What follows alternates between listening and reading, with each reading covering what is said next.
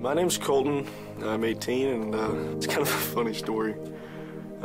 My dad was telling me about this girl named Abby. When I first met Colton, he didn't have a relationship with God or anything. And I said, hey, come to church with me. Just come see what it's like. And the first time I walked into this church, it was so much different than anything I've ever been to. It was crazy. Like just how everything looked, how nice everybody was, how welcoming it felt.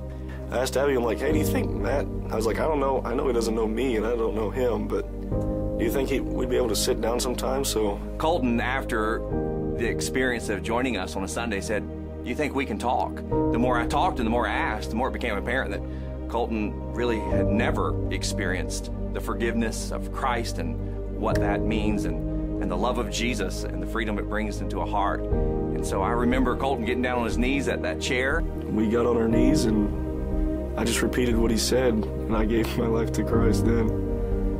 And I mean, I looked up at him and I was teared up and he was teared up and he said, you meant that, didn't you? And I said, yeah, I did.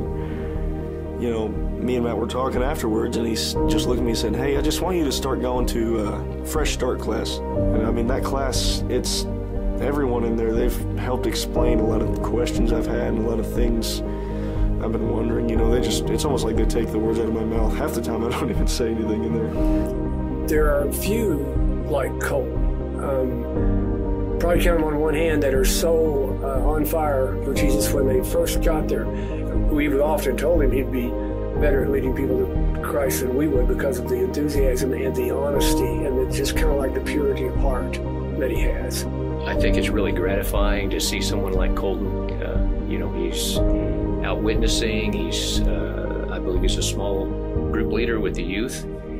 And that's just a testimony to our church. I mean, we are very, you know, we're very loving, very welcoming, very open. It always felt like something was missing, and that now I know what I needed.